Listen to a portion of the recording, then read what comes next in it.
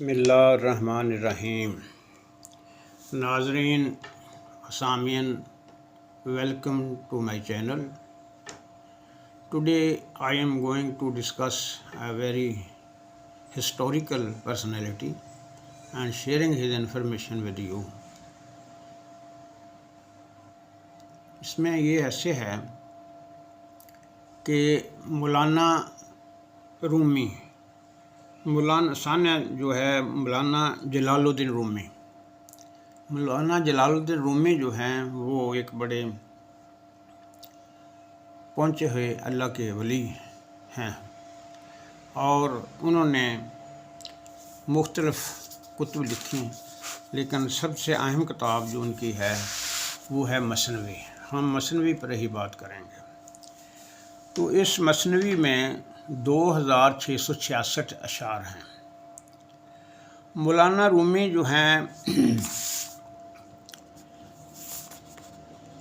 فارسی زبان میں انہوں نے شاعری کی، اور ابتدا سے ہی سلاطین کی تعریف میں شاعر لکھتے تھے، لیکن مولانا صاحب نے ان کی سلاطین کی تعریف میں نہیں لکھا، ان کی خوش آمد نہیں کی۔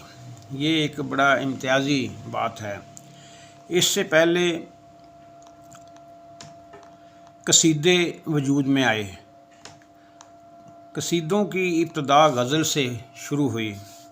سلاطین میں سب سے پہلے جو مسلمان سلطان محمود کو یہ ذوق پیدا ہوا کہ ان کے آباء و اجداد کے کارناموں کو نظم میں لکھا جائے، تاکہ یہ ضرب المثل کی طرح لوگوں کی زبان پر چڑھ جائیں۔ اسی بنا پر مثنوی ایجاد ہوئی۔ فردوسی نے اس فن کو بڑا اجاگر کیا۔ حضرت سلطان ابو سعید نے ربائی میں طریقیت کے خیالات ادا کیے۔ یہ پہلا دن تھا کہ فارسی شاعری میں بھی ذوق اور وجد و مستی کا اضافہ کیا گیا۔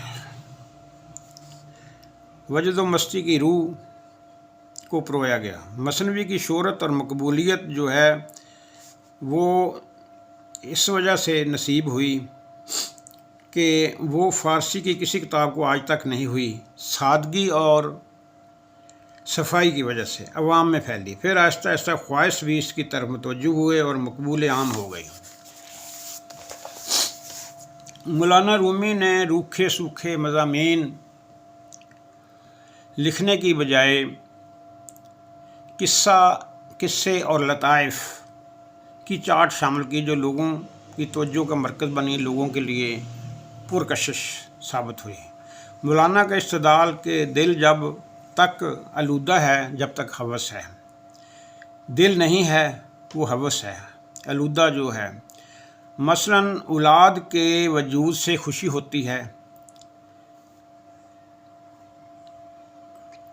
جانوروں کے اپنے بچوں کے بڑے ہونے کے بعد کوئی تعلق نہیں رہتا، نہ ان کو اپنے بچوں کو دیکھنے سے خوشی حاصل ہوتی ہے، لیکن انسان کو اپنے بچوں سے بے انتہا محبت ہوتی ہے، جس کی وجہ انسان کے دل میں اولاد کے وجود سے بے پناہ محبت ہوتی ہے کہ انسان کے دل میں اولاد کے فوائد کا تخیل ہے، جانوروں میں نہیں۔ اس لیے اصل میں لذت اور مسرت خیال کے تابع ہے۔ اس طرح لوح و لب، رقص سرور سے جو لطف حاصل ہوتا ہے ہمارے خیال کا نتیجہ ہے۔ یہی وجہ ہے کہ اس کے متعلق انسانوں کے مختلف افراد میں اختلاف ہوتا ہے۔ ایک شخص کو کسی علمی کام سے مشغول ہونے سے جو لطف آتا ہے وہ لوح و لب سے نہیں آتا۔ اسی وجہ سے بچوں، بوڑھوں، جوانوں کی مسرت اور لذت میں اختلاف پایا جاتا ہے، کیونکہ اپنے تصور میں اختلاف ہے۔ مولانا نے یہ فرق ایسی مثنوی میں بیان کیا ہے۔ مولانا نے یہ بھی بیان کیا ہے کہ خون نجس ہے، نجس ہے، لیکن شہیدوں کا خون جو ہے وہ نجس نہیں ہے، اسی لیے شہیدوں کو غسل نہیں دیا جاتا۔ اب جو علامہ صاحب نے اپنی مثنوی کی کتاب میں جو رنگ بھرے ہیں وہ حکایتوں سے بھرے ہیں، تو اسی وجہ سے ان کی کتاب جو ہے وہ بڑی مشہور ہوئی ہے، اور اپنی مثنوی کی وجہ سے آج ان کا نام زندہ ہے۔ تو ایک مثنوی یہ ہے، حکایت بیان کی گئی مثنوی میں ایک خرگوش اور شیر کا واقعہ ہے۔ شیر کے ساتھ جانوروں نے یہ فیصلہ کیا کہ شیر صاحب آپ بادشاہ ہیں، آپ تکلیف نہ کیا کریں، ہم آپ کے لیے شکار لا دیں گے، اور ہر جانور کی ڈیوٹی لگا دی کہ وہ شکار لے کے جایا کرے۔ پہلی جو ڈیوٹی تھی وہ خرگوش کی تھی۔ خرگوش پہلے دن نہ جا سکا، اور دوسرے دن وہ شیر کی ڈر سے کہ اور زیادہ ناراض ہوگا چلا گیا، اور اس نے حضرت ماگی سے اسے کہا جی میں تو آ رہا تھا۔ ان نے کہا کیوں نہیں آیا؟ بڑے غصے میں تھا شیر۔ اس نے کہا کیوں نہیں آیا کل؟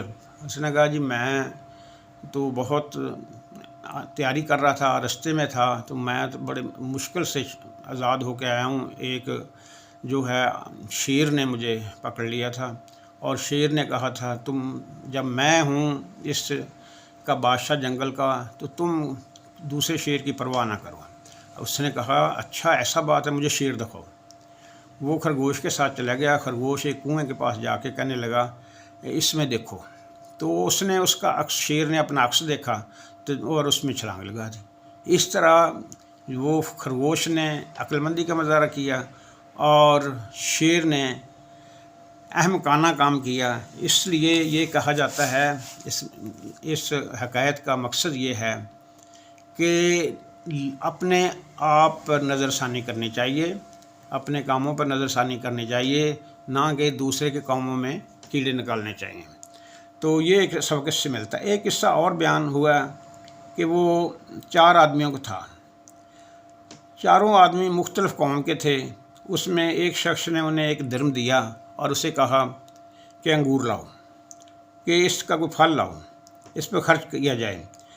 تو ایرانی نے کہا انگور منگوائے جائیں، عربی نے کہا ہرگز نہیں اناب منگوایا جائیں، رومی نے کہا استاقیل منگوایا جائے، ترک نے کہا نہیں بلکہ عزم منگوایا جائے۔